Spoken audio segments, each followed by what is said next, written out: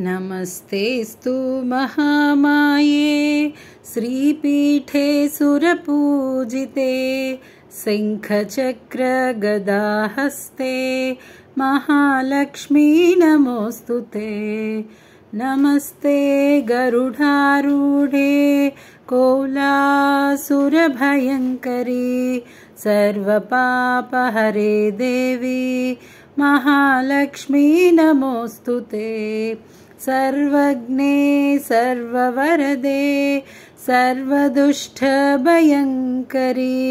सर्वदुःखहरे देवी महालक्ष्मी नमोस्तुते। सिद्धिबुद्धिप्रदे देवी भुक्तिमुक्तिप्रदायिनी मंत्रमूर्ते सदा देवी महालक्ष्मी नमोस्तुते। आद्यन्तरहिते देवी आदिशक्ति महेश्वरी योगज्ञे योगसम्भूते महालक्ष्मी नमोस्तुते।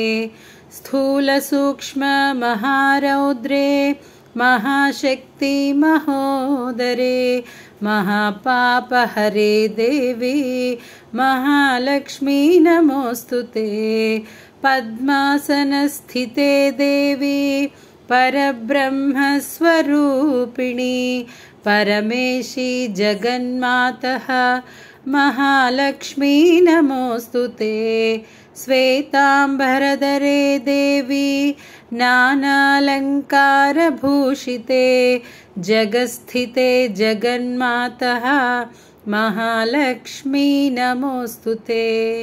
फलश्रुति महालक्ष्म्यष्टकं स्तोत्रं यः पठेत् भक्तिमान् नरः सर्वसिद्धिमवाप्नोति राज्यं प्राप्नोति सर्वदा। एककाले पठेन्नित्यं महापापविनाशनं द्विकालं यः पठेन्नित्यं धनधान्यसमन्वितः त्रिकालं यः पठेन्नित्यं महाशत्रुविनाशनं महालक्ष्मीर्भवेन्नित्यं प्रसन्ना वरदा शुभा। इति इंद्रकृत श्री महालक्ष्म्यष्टक स्तोत्रं संपूर्णं। फलश्रुति अर्थం ఎవరైతే మహాలక్ష్మి అష్టకం స్తోత్రం భక్తితో జపిస్తారో వారందరికీ అన్ని కోరికలు నెరవేరుతాయి మరియు గొప్ప భూమిని వారసత్వంగా పొందుతారు। రోజు ఒకసారి ఈ స్తోత్రం జపించడం అన్ని పాపాలను నాశనం చేస్తుంది। ప్రతిరోజు 2 సార్లు జపించడం వల్ల గొప్ప సంపద ధాన్యం లభిస్తుంది। రోజుకు 3 సార్లు జపించడం వల్ల శక్తివంతమైన శత్రువులను నాశనం చేయడంలో సహాయపడుతుంది।